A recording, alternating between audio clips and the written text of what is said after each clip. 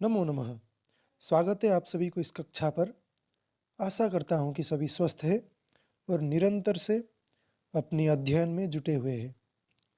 तो आज का कक्षा शुरू करते हैं। तो सबसे प्रारंभ में हम ऋग्वेद का परिचय देखेंगे। तो हाँ, शुरू करते हैं। वैदिक साहित्य का सबसे प्राचीन व प्रथम ग्रंथ का नाम है ऋग्वेद। यह ऋग्वेद जो है केवल वैदिक साहित्य का ही नहीं, पूरे विश्व का सबसे प्रथम ग्रंथ माना जाता है। चलिए, इसका कारण यह है कि यह सभी वेदों में अभ्यर्हित या फिर पूजित है। ऋग्वेद शब्द में ऋच या ऋक का अर्थ है स्तुति परक मंत्र, यानी ऋग्वेद शब्द में ऋक शब्द का अर्थ स्तुति होता है। ऋच्यते स्तूयते अनया इति ऋक्, अर्थात जिन मंत्रों के द्वारा देवों की स्तुति की जाती है उन्हें ऋक या ऋचा कहते हैं। ऋग्वेद में विभिन्न देवों की स्तुति वाले मंत्र है, अतः इसे ऋग्वेद कहते हैं। भाषा, शैली, व्याकरण एवं मंत्रों के अध्ययन से ज्ञात होता है कि यह किसी एक समय की रचना नहीं है, किंतु विभिन्न काल में विभिन्न ऋषियों द्वारा हुई रचनाओं का संग्रह ग्रंथ है। सायणाचार्य ने कहा है कि अपौरुषेय वाक्यम वेदः, अतः ऋग्वेद की रचना की गई है ऐसा मानना तो ठीक नहीं है, लेकिन ऋषियों ने मंत्रों का दर्शन किया है तो यह मान सकते हैं कि ऋषियों ने अनेक काल में, भिन्न भिन्न काल में ऋग्वेद के मंत्रों का दर्शन किया है। तो ऐसी ऋचाओं के संग्रह के कारण इसे ऋग्वेद भी कहते हैं या ऋग्वेद संहिता कहते हैं। यहाँ पर संहिता शब्द का प्रयोग संकलन या संग्रह अर्थ में हुआ है। ऋग्वेद के चारों वेदों में से सबसे अधिक महत्वपूर्ण, अक्षुण्ण तथा आदरणीय माना जाता है। तो ऋग्वेद को चारों वेदों में सबसे महत्वपूर्ण, अक्षुण्ण और आदरणीय माना गया है। परिमाण की दृष्टि से भी यह चारों वेदों में सबसे विशालकाय है। ठीक, इसमें अधिकांश देव इंद्र, अग्नि, सोम, विष्णु, मरुत आदि प्राकृतिक तत्वों के प्रतिनिधि है। तो सबसे पहला तो सूक्त है अग्नि सूक्त, आप सबको मालूम ही होगा। ऋग्वेद के आचार्य पैल है जो व्यास के शिष्य थे। तो ऋत्विक के बारे में जानते हैं। चारों वेदों के अनुसार यज्ञ में 4 ऋत्विक होते हैं। तो होता, अध्वर्यु, उद्गाता और ब्रह्मा। इनमें से होता है ऋग्वेद के ऋत्विक। ऋग्वेद में होता ऋत्विक या ऋचाव का पाठ करता है, अतएव ऋग्वेद को होतृवेद भी कहा गया है। आयुर्वेद को ऋग्वेद का उपवेद कहा जाता है और ऋग्वेद की उत्पत्ति अग्नि से मानी जाती है। ऋग्वेद वाक तत्व का संकलन है। चलिए, मंडल क्रम के अनुसार संपूर्ण ऋग्वेद 10 मंडलों में विभक्त है, इसीलिए इसे दशतई नाम से भी जाना जाता है। प्रत्येक मंडल में अनुवाक, सूक्त और मंत्र है, यानी मंडल क्रम में अनुवाक, सूक्त और मंत्र पाए जाते हैं। ऋग्वेद के 10 मंडलों में 85 अनुवाक है, यानी सभी मंडलों में कुल मिलाकर 85 अनुवाक प्राप्त होते हैं। ऋग्वेद में कुल सूक्तों की संख्या 1028 है। अगर हम बालखिल सूक्त को छोड़ देंगे तो 1017 होंगे। ठीक, जिसमें कुल 11 बालखिल्य सूक्त माने जाते हैं। मंत्रों की संख्या 10,580 है। कहीं मंत्रों की संख्या 10,552 भी मानी गई है। चलिए, तो ऋग्वेद संहिता के शाखाएं 5 उपलब्ध होती है: साकल, बाष्कल, आश्वलायन, सांख्यायन और मांडुकायन। इनमें से सबसे प्रसिद्ध शाखा है साकल शाखा। तो ऋग्वेद के ब्राह्मण दो उपलब्ध होते हैं, ऐतरेय ब्राह्मण और कौशितकी ब्राह्मण। ऋग्वेद के आरण्यक भी दो उपलब्ध होते हैं, ऐतरेय आरण्यक और सांख्यायन आरण्यक। इसके उपनिषद भी कई प्राप्त होते हैं, जैसे ऐतरेय उपनिषद, कौशितकी उपनिषद और वास्कल मंत्रोपनिषद। फिर ऋग्वेद के श्रौत सूत्र में अश्वलायन श्रौत सूत्र, फिर सांख्यायन श्रौत सूत्र पाया जाता है।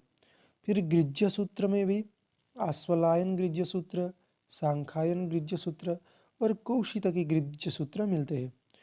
फिर धर्म सूत्रों में वशिष्ठ धर्म सूत्र और विष्णु धर्म सूत्र ऋग्वेद संहिता के हैं। ठीक, तो ऋग्वेद के सुलभ सूत्र उपलब्ध नहीं होते हैं, क्योंकि सुलभ सूत्र केवल और केवल यजुर्वेद में मिलते हैं। ठीक, सुलभ सूत्र केवल यजुर्वेद में प्राप्त होते हैं। तो ऋग्वेद के शिक्षा ग्रंथ है पाणिनीय शिक्षा और प्रातिशाख्य ग्रंथ है ऋक् प्रातिशाख्यम, जिसे पार्षदः नाम से भी जाना जाता है, जिसमें कुल 18 पटल है। चलिए, तो ऋग्वेद के होता है ऋत्विक। ऋग्वेद का अगर विभाजन देखेंगे तो दो विभाजन क्रम मिलते हैं, एक तो है अष्टक क्रम और एक है मंडल क्रम।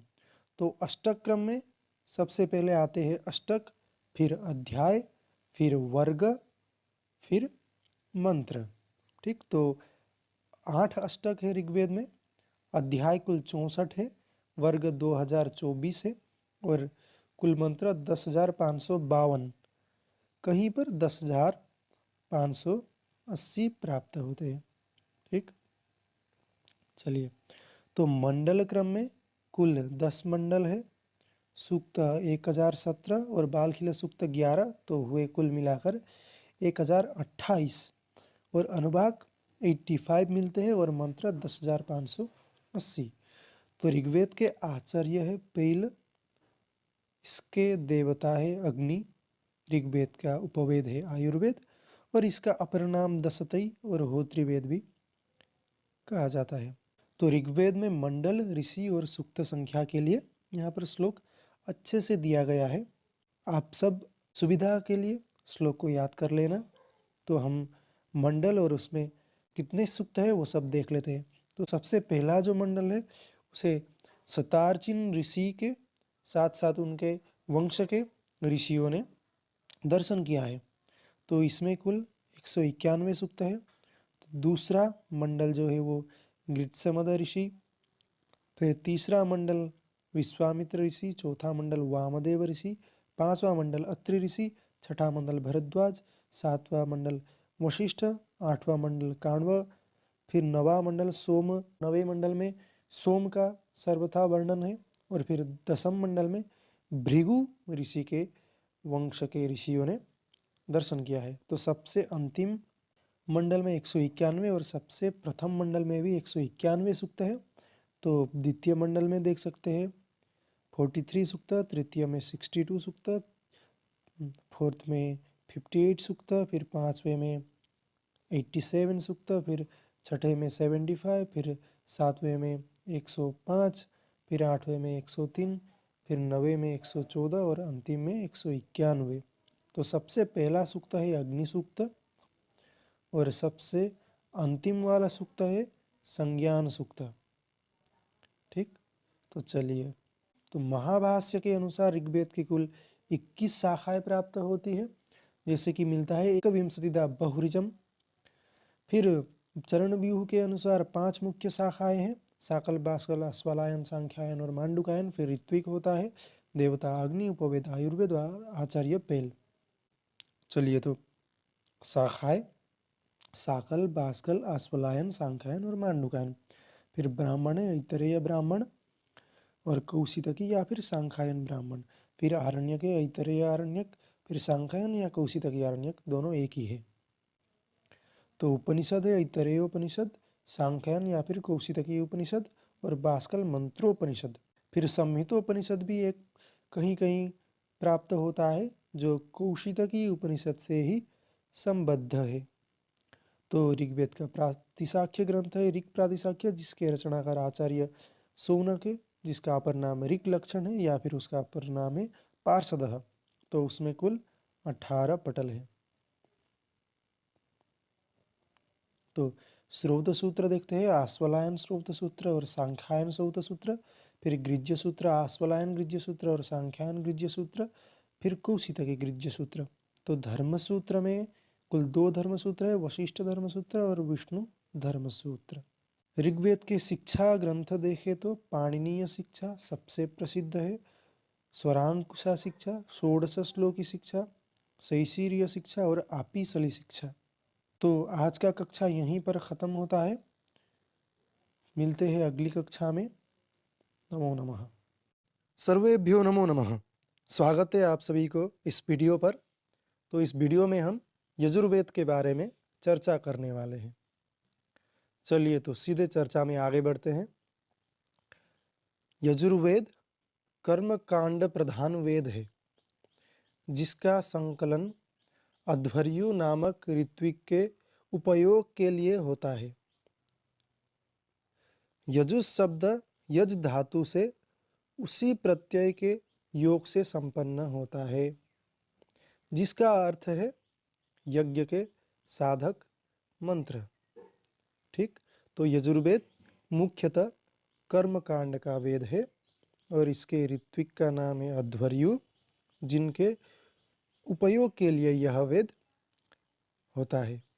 ठीक, तो यजु किसे कहते हैं? अनियताक्षरावसानम यजुहु। ठीक, इसका अर्थ है जिसमें पद्यों के समान अक्षरों की संख्या निश्चित नहीं होती है।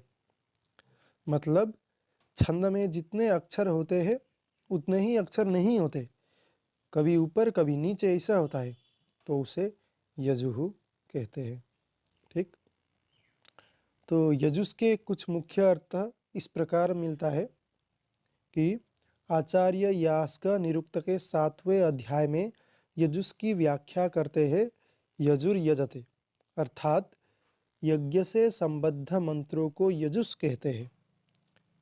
फिर मिलता है शेषे यजुहु शब्द, अर्थात पद्यबंध और गीति से रहित मंत्रात्मक रचना को यजुहु कहते हैं। तैत्तिरीय संहिता की भाष्य भूमिका में सायण यजुर्वेद के महत्व का प्रतिपादन इस प्रकार करते हैं। भित्तिस्थानीयो यजुर्वेदः चित्रस्थानावितरौ तस्मात् कर्मसु यजुर्वेदस्यैव प्राधान्यम, अर्थात कर्म में यजुर्वेद का ही प्राधान्य होता है। यजुर्वेद भित्ति है, अन्य ऋग्वेद एवं सामवेद चित्र है, इसीलिए यजुर्वेद सबसे मुख्य है, क्योंकि यज्ञ को आधार बनाकर ही ऋचाव का पाठ और सामगान होता है। यानी यज्ञ में ही सभी मंत्रों का, ऋचाव का, सामगान का सभी पाठ होता है। तो यज्ञ प्रमुख वेद है यजुर्वेद, इसलिए यजुर्वेद का मुख्यत्व इन्होंने दर्शाया है। ठीक, यजुर्वेद के 2 संप्रदाय मिलते हैं, ब्रह्म संप्रदाय और आदित्य संप्रदाय। ब्रह्म संप्रदाय के अंतर्गत कृष्ण यजुर्वेद तथा आदित्य संप्रदाय के अंतर्गत शुक्ल यजुर्वेद आता है। इस प्रकार यजुर्वेद के 2 भाग हैं, कृष्ण यजुर्वेद और शुक्ल यजुर्वेद करके यजुर्वेद के 2 भाग हैं। और जो ब्रह्म संप्रदाय है वह कृष्ण यजुर्वेद का है और जो आदित्य संप्रदाय है वह शुक्ल यजुर्वेद का है। यद्यपि प्राचीन काल में यजुर्वेद की 100 या 100 शाखा हुआ करता था, लेकिन अभी 100 शाखाएं प्राप्त नहीं होते हैं। तो ऐसा पाया जाता है कि 100 शाखाः यजुरेक शताध्वकम शाखानां तु सतेनाथ यजुर्वेद मथा करोत, ऐसा करके पाया जाता था। किंतु वर्तमान में शुक्ल यजुर्वेद की 2 संहिताएं प्राप्त होती है। तो पहला संहिता है वाजसनेयी संहिता या माध्यन्दिन संहिता, यह एक ही संहिता है। फिर दूसरा संहिता है काण्व संहिता। दोनों ही संहिताओं में 40 अध्याय प्राप्त होते हैं। तो संप्रति कृष्ण यजुर्वेद के केवल 4 शाखाएं उपलब्ध होती है, और वो 4 शाखाएं हैं तैत्तिरीय शाखा, मैत्रायणी शाखा, काठक या कठ शाखा और कपिष्ठल शाखा। तो सबसे पहले शुक्ल यजुर्वेद संहिता के बारे में देख लेते हैं। शुक्ल यजुर्वेद संहिता के शाखाएं हैं माध्यन्दिन संहिता या माध्यन्दिन शाखा या वाजसनेयी शाखा, यह एक ही शाखा है। और दूसरा शाखा है काण्व शाखा। तो शुक्ल यजुर्वेद का ब्राह्मण ग्रंथ है शतपथ ब्राह्मण। फिर इसका आरण्यक ग्रंथ है बृहदारण्यक, ठीक। और उपनिषद ग्रंथ है ईशोपनिषद और बृहदारण्यकोपनिषद। फिर श्रौत सूत्र है कात्यायन श्रौत सूत्र। फिर गृह्य सूत्र प्राप्त होता है पारस्कर गृह्य सूत्र। और धर्म सूत्र उपलब्ध होते हैं जो कि हारित और शंख धर्म सूत्र है। तो केवल यजुर्वेद में ही सुलभ सूत्र प्राप्त होते हैं। तो शुक्ल यजुर्वेद के सुलभ सूत्र है बौधायन सुलभ सूत्र, मानव सुलभ सूत्र, आपस्तम्भ सुलभ सूत्र, कात्यायन सुलभ सूत्र, मैत्रायणीय सुलभ सूत्र, हिरण्यकेशी या सत्यषाढ़ सुलभ सूत्र, तो वाराह सुलभ सूत्र, ठीक। तो शिक्षाएं ग्रंथ भी प्राप्त होती है। तो यजुर्वेद के शुक्ल यजुर्वेद के शिक्षा है याज्ञवल्क्य शिक्षा और वाजसनेयी प्रातिशाख्य। और इसके तो ऋत्विक है अध्वर्यु, यह तो आप सबको मालूम ही है।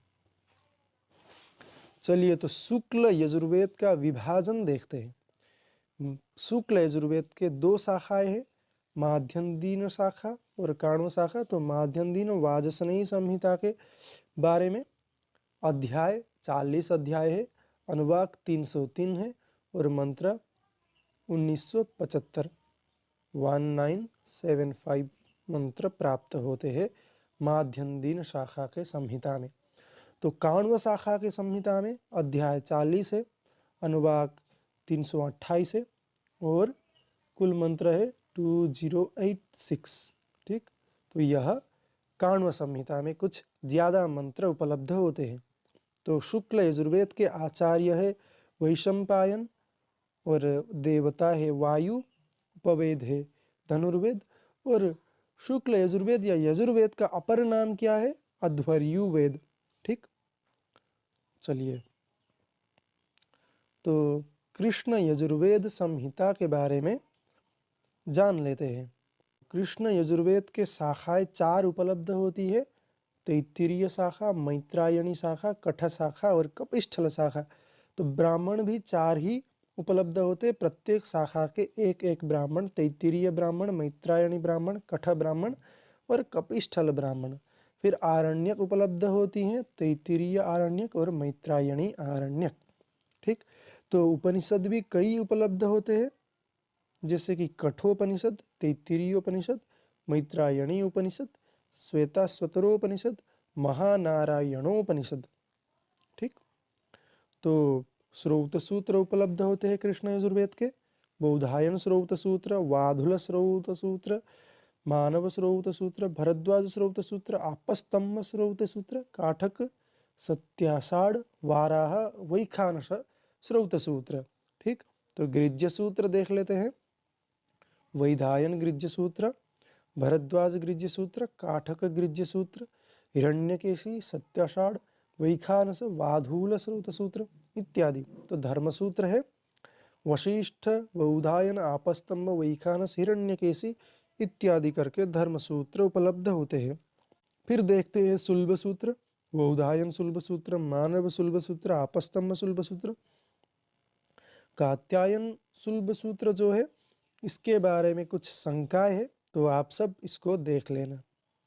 मैत्रायणीय सुलभ सूत्र, हिरण्यकेशी सत्याषाढ़ सुलभ सूत्र, वाराह सुलभ सूत्र। तो कृष्ण यजुर्वेद के शिक्षा ग्रंथ है मांडव्य शिक्षा, भरद्वाज शिक्षा, वशिष्ठ शिक्षा, व्यास शिक्षा। तो अध्वर्यु इनके ऋत्विक है। चलिए, तो कृष्ण यजुर्वेद का विभाजन देख लेते हैं कि इनके कुल 4 शाखाएं प्राप्त होती है। तो तैत्तिरीय शाखा में कुल 7 कांड उपलब्ध है, 44 प्रपाठक, 631 अनुवाक। फिर मैत्रायणी शाखा में 4 कांड, 54 प्रपाठक, फिर 3144 मंत्र। ठीक, तो आचार्य है वैशंपायन, देवता है वायु, फिर उपवेद है धनुर्वेद और अपर नाम है अध्वर्युवेद। ठीक, तो शुक्ल यजुर्वेद के आचार्य के रूप में याज्ञवल्क्य को भी पाया जाता है। ठीक, तो हमने क्या क्या पढ़ा उसको मूलतः देख लेते हैं ऊपर ऊपर से। तो महाभाष्य में यजुर्वेद के 100 शाखाएं उपलब्ध होती है। कहीं पर एक शतम होने के कारण एक को भी साथ जोड़ते हुए 101 मानते हैं, लेकिन ज़्यादातर जगह में 100 ही प्राप्त होता है। चलिए, तो अभी तो उपलब्ध 6 शाखाएं हैं मुख्य, 2 शुक्ल यजुर्वेद के और 4 कृष्ण यजुर्वेद के। शुक्ल यजुर्वेद में वाजसनेयी माध्यन्दिन शाखा, फिर काण्व शाखा, फिर कृष्ण यजुर्वेद में तैत्तिरीय मैत्रायणी कठ और कपिष्ठल शाखा। तो ऋत्विक है अध्वर्यु, फिर देवता है वायु, उपवेद धनुर्वेद, फिर आचार्य वैशंपायन। शुक्ल यजुर्वेद के आचार्य के रूप में याज्ञवल्क्य भी पाया जाता है और कृष्ण यजुर्वेद के आचार्य के बारे में वैशंपायन। यजुर्वेद के 2 प्रमुख संप्रदाय हैं। ब्रह्म संप्रदाय, इसका संबंध कृष्ण यजुर्वेद से है। आदित्य संप्रदाय, जिसका संबंध शुक्ल यजुर्वेद से है। तो शुक्ल यजुर्वेद के बारे में विनियोगा मिश्रित्वम शुक्लत्वम, यानी विनियोग अमिश्रत्वम शुक्लत्वम, यानी विनियोग जहाँ पर मिश्र नहीं है वह शुक्ल है, यानी विशुद्ध मंत्रात्मक भाग को ही शुक्ल यजुर्वेद कहा गया है। शुक्ल यजुर्वेद की संहिता में व्याख्या, विवरण एवं विनियोग मिश्रित नहीं है, यानी केवल मंत्र उपलब्ध है। तो शुक्ल यजुर्वेद के आदित्य संप्रदाय के आचार्य है याज्ञवल्क्य। शुक्ल यजुर्वेद को वाजसनेयी संहिता भी कहा जाता है। तो माध्यन्दिन शाखा में कुल 40 अध्याय, 303 अनुवाक और 1975 मंत्र, जो कि उत्तर भारत में प्रसिद्ध है। और काण्व संहिता में 40 अध्याय, 328 अनुवाक, 2085 मंत्र, और यह महाराष्ट्र में प्रसिद्ध है। शुक्ल यजुर्वेद का ब्राह्मण ग्रंथ है शतपथ ब्राह्मण। तो काण्व संहिता में भी उपलब्ध होता है और माध्यन्दिन संहिता में भी उपलब्ध होता है, जो कि काण्व संहिता के शतपथ ब्राह्मण में 17 कांड है और माध्यन्दिन शतपथ में 14 कांड है। तो शुक्ल यजुर्वेद का आरण्यक ग्रंथ है बृहदारण्यक, जो कि माध्यन्दिन संहिता और काण्व संहिता दोनों में उपलब्ध है। शुक्ल यजुर्वेद के उपनिषद 2 उपलब्ध होते हैं। ईशोपनिषद, जो कि काण्व संहिता और वाजसनेयी संहिता दोनों में उपलब्ध है, जो कि शुक्ल यजुर्वेद का 40वां अध्याय है। और दूसरा है बृहदारण्यक उपनिषद, जिसमें कुल 6 अध्याय उपलब्ध होती है। चलिए, शुक्ल यजुर्वेद के प्रातिशाख्य ग्रंथ है। सबसे पहले तो वाजसनेयी प्रातिशाख्य, जिसके आचार्य है कात्यायन ऋषि। फिर माकृवेद भाष्य मिलता है, उब्बट ने किया है, और पदार्थ प्रकाश भाष्य किया है अन्नम भट्ट ने। ठीक, अन्नम भट्ट ने काण्व याजुस भाष्य भी लिखा है, यानी यजुर्वेद संहिता के काण्व संहिता पर भी भाष्य लिखा है। तो वाजसनेयी प्रातिशाख्य के यह 2 भाष्य प्राप्त होते हैं। माकृवेद भाष्य जो है उब्बट ने किया है और पदार्थ प्रकाशक जो है अन्नम भट्ट ने किया है। अन्नम भट्ट यहाँ पर लिखा हुआ है, लेकिन कहीं पर अनंत भट्ट करके भी इन आचार्य का नाम प्राप्त होता है। श्रौत सूत्र है शुक्ल यजुर्वेद संहिता के, कात्यायन श्रौत सूत्र, जो कि माध्यन्दिन और काण्व दोनों संहिता में उपलब्ध है। गृह्य सूत्र है पारस्कर गृह्य सूत्र, दोनों संहिता में उपलब्ध है। फिर वैजवाप गृह्य सूत्र भी उपलब्ध होता है। फिर धर्म सूत्र नहीं दिया गया।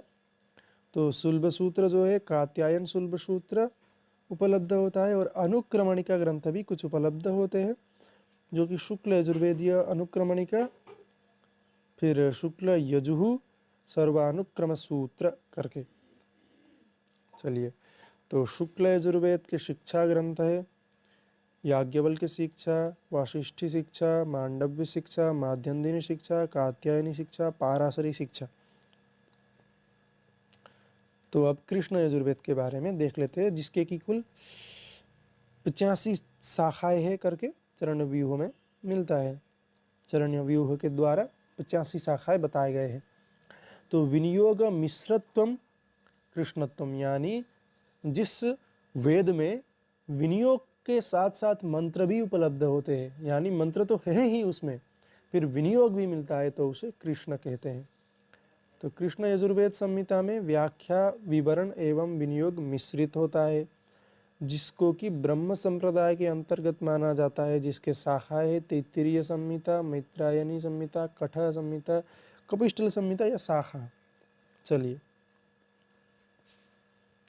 तो कृष्ण यजुर्वेद के ब्राह्मण है तैत्तिरीय ब्राह्मण, मैत्रायणी ब्राह्मण, कठ ब्राह्मण, कपिष्टल ब्राह्मण। आरण्यक है तैत्तिरीय आरण्यक और मैत्रायणी आरण्यक। उपनिषद प्राप्त होते हैं तैत्तिरीय उपनिषद, कठोपनिषद, श्वेताश्वतरोपनिषद, मैत्रायणी उपनिषद, महानारायणोपनिषद, जिसको याज्ञिकोपनिषद भी कहीं पर प्राप्त होता है। चलिए, तो कृष्ण यजुर्वेद के प्रातिशाख्य ग्रंथ है तैत्तिरीय प्रातिशाख्य, जिस पर तैत्तिरीय प्रातिशाख्य पर कई भाष्य ग्रंथ प्राप्त होते हैं, जो कि पदक्रम सदन माहिषेय का है, त्रिभाष्य रत्न सोमाचार्य का है, वैदिकाभरण गोपाल यज्वा का है। चलिए, तो कृष्ण यजुर्वेद के श्रौत सूत्र है वौधायन श्रौत सूत्र, आपस्तंभ श्रौत सूत्र, हिरण्यकेशि सत्यसाढ़ श्रौत सूत्र, वैखानस श्रौत सूत्र, भरद्वाज श्रौत सूत्र, मानव श्रौत सूत्र, वाधुल श्रौत सूत्र, वाराह श्रौत सूत्र, काठक श्रौत सूत्र। फिर गृज्य सूत्र है कृष्ण यजुर्वेद के वौधायन, मानव, भरद्वाज, आपस्तंभ, हिरण्यकेशि, वैखानस, वाधुल, काठक, वराह, अग्निवेश्य। तो धर्म सूत्र उपलब्ध होते हैं वौधायन धर्म सूत्र और आपस्तंभ धर्म सूत्र। फिर हारित धर्म सूत्र, हिरण्यकेशि धर्म सूत्र, शंख धर्म सूत्र, वैखानस धर्म सूत्र। तो शुल्ब सूत्र भी कई उपलब्ध होते हैं कृष्ण यजुर्वेद के, जो कि बौधायन, आपस्तंभ, मानव, मैत्रायणीय, वाराह और वाधुल शुल्ब सूत्र प्रसिद्ध है। तो चलिए, शिक्षा ग्रंथ प्राप्त होते हैं कृष्ण यजुर्वेद के भारद्वाज शिक्षा, व्यास शिक्षा, शंभु शिक्षा, कौहलीय शिक्षा। तो यह वीडियो यहीं पर ख़त्म होता है। मिलते हैं अग्रिम वीडियो में, तब तक के लिए धन्यवाद। सर्वेभ्यो सर्वाभ्याश्च नमो नमः। तो स्वागत है आप सभी को इस वीडियो पर। तो इस वीडियो में हम सामवेद के बारे में देखने वाले हैं। तो चलिए शुरू करते हैं। वैदिक वाङ्मय में सामवेद का विशिष्ट स्थान है।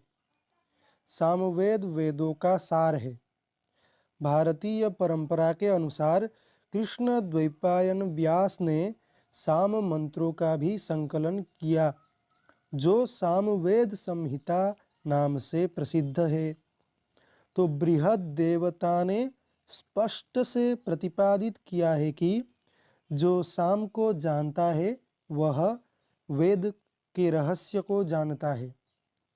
उन्होंने बताया है कि सामानी यो वेत्ति स वेद तत्वम, यानी सामानी यो वेत्ति, जो साम को जानता है, स तत्वम वेद, यानी वह रहस्य को जानता है।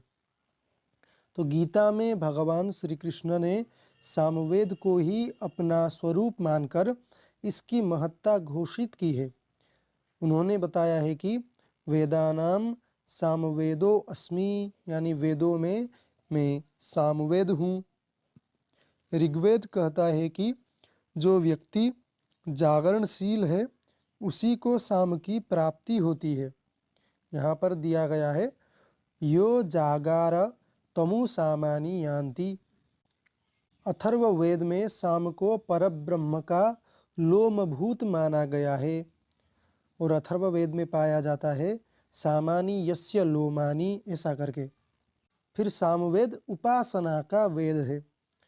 साम अर्थात स्वरों के आरोह और अवरोह से युक्त मंत्रों का गान करना। साम का अर्थ गायन अर्थात गीति युक्त मंत्र। ऋचाएँ जब विशिष्ट गान पद्धति से गाई जाती है तो उसे साम कहते हैं। साम शब्द से ऋचाओं के अक्षर एवं उनसे व्यक्त स्वर मालिका का ग्रहण होता है। यानी साम तो ऋक ही है, बस उन ऋक को गान की तरह से गाया जाता है। स्वरालापन यह साम का प्रधान अंग है। जैमिनीय सूत्र में गीति को ही साम की संज्ञा प्रदान की गई है, जैसे कि जैमिनीय सूत्र में है गीतिषु सामाख्या। तो अगला देखते हैं। बृहदारण्यकोपनिषद में साम शब्द की व्युत्पत्ति इस प्रकार बताई गई है कि सा अर्थात ऋक और अर्थात स्वर, यानी ऋचाओं को अगर स्वर प्रक्रिया से गायन किया जाता है तो उसी को साम कहते हैं। अर्थात ऋक से संबद्ध स्वर प्रधान गायन को साम कहते हैं। सा च अमश्चेति तत् साम्नः सामत्वम्। तया सह संबद्धः अयो नाम स्वरः यत्र वर्तते तत्साम, ऐसा करके पाया जाता है। तो सामवेद संहिता का स्वरूप देखते हैं कि सामवेद का ऋत्विक है उद्गाता, ऋग्वेद का ऋत्विक है होता, यजुर्वेद का ऋत्विक है अध्वर्यु और सामवेद का ऋत्विक है उद्गाता। उद्गाता ऋग्वेद की ऋचाओं का शास्त्रीय तथा परंपरागत रूप में गायन करता है। ठीक, तो ऋक और साम में परस्पर घनिष्ठ संबंध है, क्योंकि साम में ज़्यादातर ऋक मंत्र ही पाए जाते हैं। सामवेद में ऋग्वेद के लगभग सभी मंडलों से मंत्र संग्रहित है, किंतु अधिकांश मंत्र 8वें और 9वें मंडल से ग्रहण किए गए हैं। तो चलिए सामवेद का विवरण देखते हैं। तो सामवेद संहिता के आचार्य है जैमिनी और ऋत्विक है उद्गाता। उपवेद है इसका गांधर्व वेद और देवता है आदित्य यानी सूर्य। तो सामवेद का विभाजन 2 प्रकार में हुआ है, यानी सामवेद के 2 भाग है। पहला भाग है पूर्वार्चिक और दूसरा भाग है उत्तरार्चिक। पूर्वार्चिक भाग में कुल 4 कांड है, 6 अध्याय है और प्रपाठक भी मिलते हैं और 650 मंत्र प्राप्त होते हैं।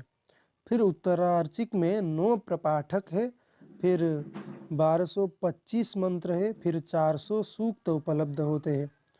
इस प्रकार से सामवेद में कुल 1875 मंत्र प्राप्त होते हैं। 1875 मंत्र सामवेद में उपलब्ध है। फिर सामवेद के शाखा के बारे में देखें तो वर्तमान में 3 शाखाएं उपलब्ध होती है। पहला तो है कौथुमीय, दूसरा है राणायनीय, तीसरा है जैमिनीय। चलिए, तो महाभाष्य में लेकिन 1000 शाखाओं के बारे में बताया गया है। तो सबसे पहले तो देखते हैं ब्राह्मण के बारे में। तो सामवेद के 8 या 9 ब्राह्मण हैं। किसी ने 8 ब्राह्मण को माना है, किसी ने 9 ब्राह्मण को माना है। वहाँ पर षड्विंश ब्राह्मण, पंचविंश ब्राह्मण, देवताध्याय ब्राह्मण, वंश ब्राह्मण, ऐसा करके 8 या 9 ब्राह्मण प्राप्त होती है। तो फिर आरण्यक है 2, तवलकार आरण्यक और छांदोग्य आरण्यक। फिर उपनिषद भी पाए जाते हैं, केनोपनिषद और छांदोग्योपनिषद। फिर प्रातिशाख्य ग्रंथ भी पाए जाते हैं, ऋक् तंत्र, पुष्पसूत्र और साम तंत्र। फिर शिक्षा ग्रंथ उपलब्ध होती हैं, गौतमी शिक्षा, लोमशीय शिक्षा, नारदीय शिक्षा, ऐसा करके। फिर कई श्रौत सूत्र प्राप्त होते हैं, आर्षय श्रौत सूत्र, लाट्यायन श्रौत सूत्र, द्राह्यायन श्रौत सूत्र, जैमिनीय श्रौत सूत्र। फिर गृह्य सूत्र प्राप्त होते हैं, गोबिल गृह्य सूत्र, खादिर द्राह्यायन, जैमिनीय कौथुम गृह्य सूत्र। तो केवल एक ही धर्म सूत्र है जो कि गौतम धर्म सूत्र। सुलभ सूत्र प्राप्त नहीं होते हैं, क्योंकि आप सभी को मालूम ही है सुलभ सूत्र केवल और केवल यजुर्वेद में ही प्राप्त होते हैं। तो चलिए सामगान के बारे में देखते हैं। सामगान 4 प्रकार के होते हैं। तो सबसे पहला तो है ग्राम गेय गान, फिर आरण्य गान, फिर ऊह गान और चौथा है ऊह्य गान। फिर साम विकार भी कई प्राप्त होते हैं, 6 है साम विकार। सबसे पहले तो है विकार, फिर विश्लेषण, विकर्षण, अभ्यास, विराम और स्तोभ। चलिए फिर साम भक्तियाँ देखते हैं। वह 5 प्रकार के होते हैं: प्रस्ताव, उद्गीत, प्रतिहार, उपद्रव और निधन। फिर सामवेद के कई भाष्यकार हुए हैं, जिनमें से माधव, गुणविष्णु और भरत स्वामी प्राप्त होते हैं। फिर सामवेद के शाखाओं के बारे में देख लेते हैं। महाभाष्य में सामवेद के 1000 शाखाओं के बारे में बताया गया है। वहाँ पर दिया गया है कि सहस्त्र वर्तमा सामवेदः। फिर सामवेद का ऋत्विक है उद्गाता, इसीलिए सामवेद को उद्गात्र वेद भी कहा गया है। साम इस शब्द में सा अर्थात ऋचा और अम अर्थात गान या स्वर, तो संपूर्ण अर्थ बनता है कि ऋचा और गान का समन्वय ही साम है। तो सामवेद के देवता है सूर्य, उपवेद है गंधर्व वेद, आचार्य है जैमिनी और परंपरा इस प्रकार से चला है कि जैमिनी, सुमंतु, सुनवान, सुनु, सुकर्मा, इस प्रकार से सामवेद का परंपरा चला है। तो सामवेद में आर्चिक करके 2 भाग प्राप्त होते हैं, पूर्वार्चिक और उत्तरार्चिक। तो आर्चिक गान यानी ऋग के समूह ही है। तो ऋग्वेद की ऋचाएँ कुल 1504 प्राप्त होती है और जो यह 267 ऋचाएँ है वह 1504 ऋचाओं में से ही है, लेकिन वह रिपीट हुए हैं। फिर देखते हैं सामवेद में ऋक ऋचाओं को छोड़कर यानी ऋग्वेदीय मंत्रों को छोड़कर नवीन प्राय 99 मंत्र है और ऐसे 5 मंत्र है जो इन नवीन 99 मंत्रों से ही रिपीट हुए हैं। तो कुल 104 मंत्र ऐसे प्राप्त होते हैं। तो ऐसे करके कुल सामवेद में 1875 मंत्र प्राप्त होते हैं। पूर्वार्चिक भाग में 650 मंत्र है और उत्तरार्चिक भाग में 1275 मंत्र है। तो पूर्वार्चिक सामवेद में कुल 4 कांड है। वह कांडों का नाम है आग्नेय, ऐन्द्र, पवमान और आरण्य कांड। तो सामवेद के शाखाएं 3 उपलब्ध होती है: कौथुमीय जो कि गुजरात में प्रसिद्ध है, राणायनीय जो कि महाराष्ट्र में प्रसिद्ध है और जैमिनीय जो कि कर्नाटक में प्रसिद्ध है। और तवलकार करके भी अवान्तर शाखा प्राप्त होती है जिसके आचार्य है जैमिनी। तो सामवेद के ब्राह्मण देखते हैं। तो सबसे पहला तो ब्राह्मण है तांड्य महाब्राह्मण, पंचविंश ब्राह्मण और प्रौढ़ ब्राह्मण नाम से भी प्रसिद्ध है।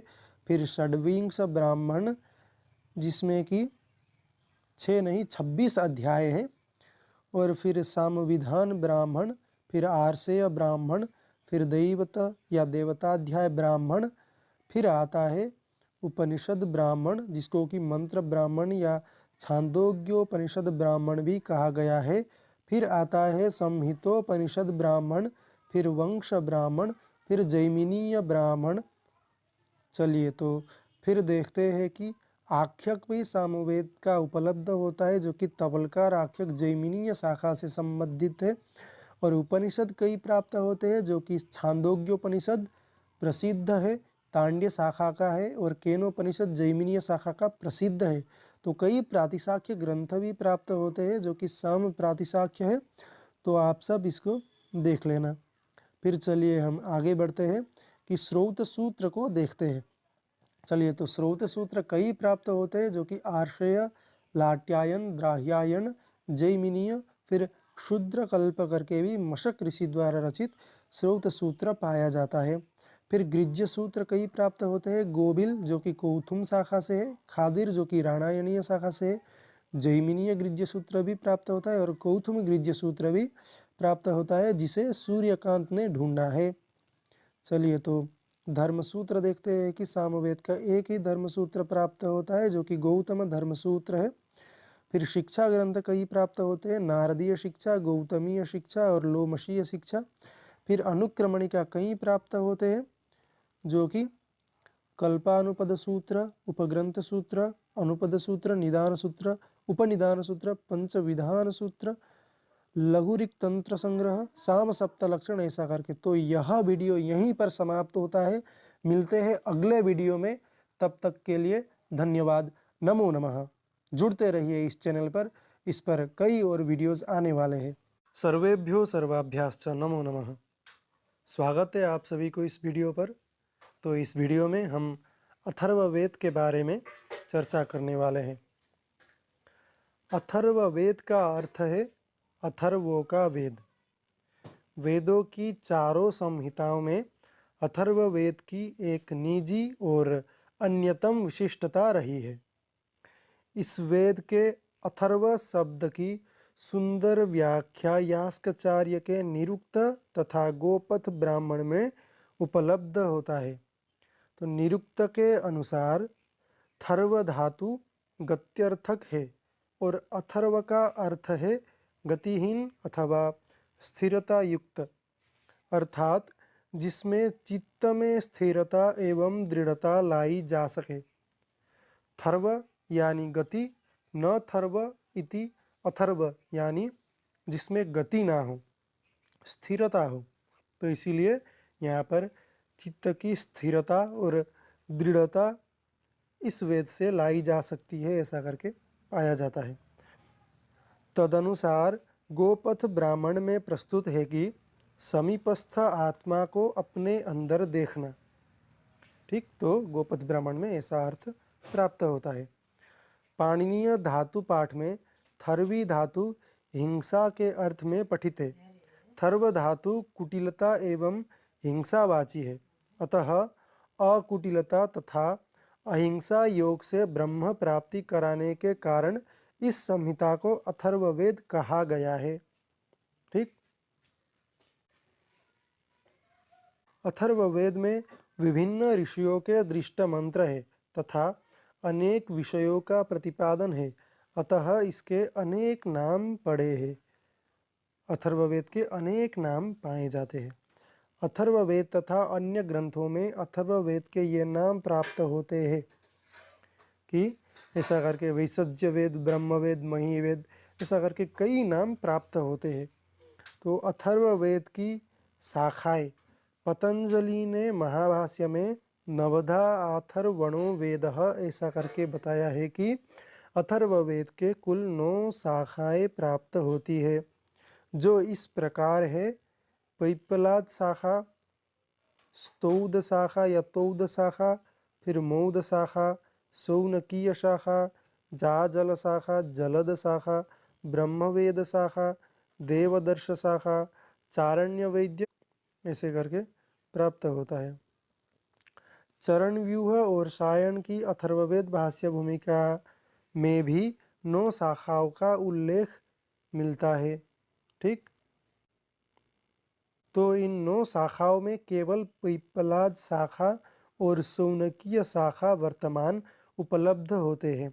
तो अथर्ववेद के कई उपवेद प्राप्त होते हैं, जिनमें से गोपथ ब्राह्मण में अथर्ववेद के 5 उपवेद का उल्लेख है। तो सबसे पहला है सर्पवेद, पिशाच वेद, असुरवेद, इतिहास वेद और पुराण वेद। तो अथर्ववेद के कई अपर नाम भी पाए जाते हैं। तो उनमें से है ब्रह्मवेद, अथर्वांगिरो वेद या अथर्वांगिरस वेद, भिषग वेद, क्षत्र वेद, मही वेद, छंदो वेद, अंगिरस वेद, वैषज्य वेद, भृग्वंगिरस वेद या फिर भृग्वंगिरो वेद। ठीक, तो ऐसा करके कई अपर नाम प्राप्त होते हैं।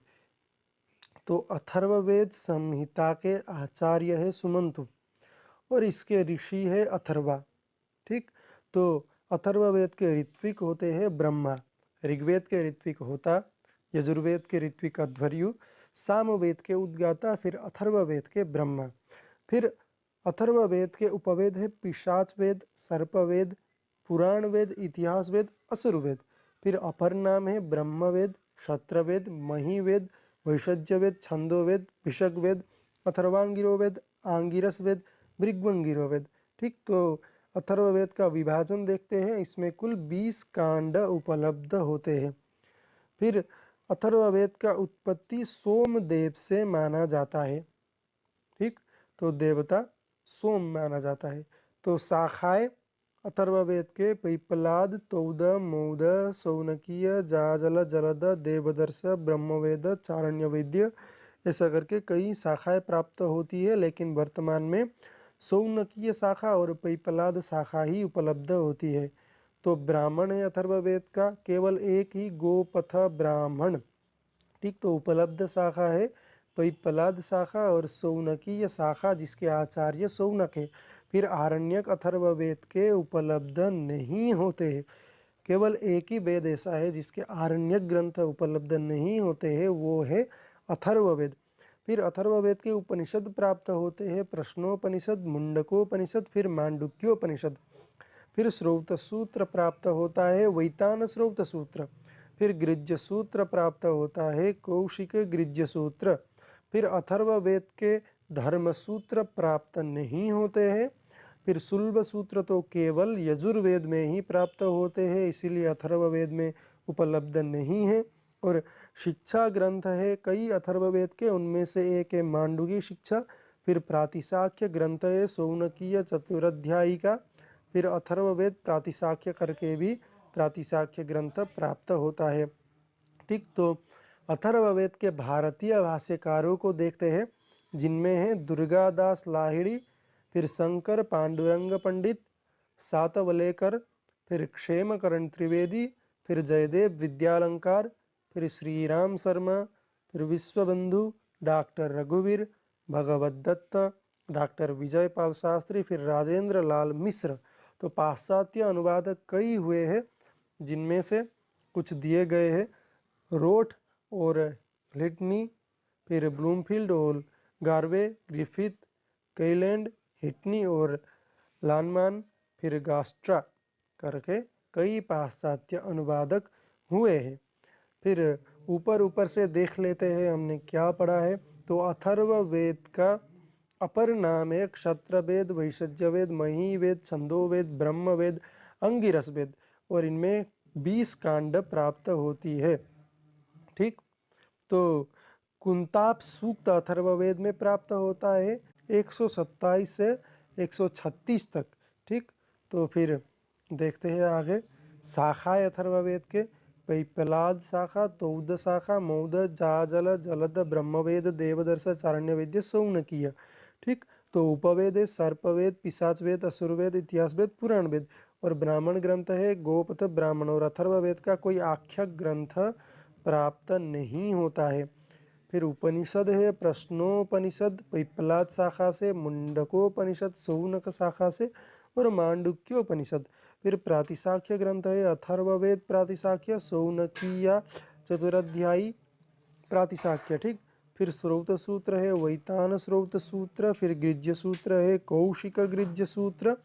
फिर अनुक्रमणी है बृहत् सर्वानुक्रमणी। और शिक्षा ग्रंथ है मांडुकी शिक्षा। ठीक, तो आगे देखते हैं कि अथर्ववेद के 5 लक्षण ग्रंथ प्राप्त होते हैं। एक है चतुराध्यायी, फिर प्रातिशाख्य, फिर पंचपटलिका, फिर दंत्योष्टविधि, फिर बृहत् सर्वानुक्रमणी। ठीक, तो कौशिक सूत्र, वैतान सूत्र, नक्षत्रकल्प, अंगिरसकल्प, शांतिकल्प, अथर्ववेदीय 5 ग्रंथ महत्वपूर्ण सायण ने अथर्व भाष्य के प्रारंभ में वर्णन किया है। और अथर्ववेद के ऊपर षड्गुरु शिष्य ने भाष्य लिखा है वेदार्थ दीपिका। तो यह वीडियो यहीं पर समाप्त होता है। मिलते हैं अगले वीडियो में, तब तक के लिए धन्यवाद। नमो नमः। जुड़े रहिए इस चैनल पर कई सामग्रियाँ आने वाली है।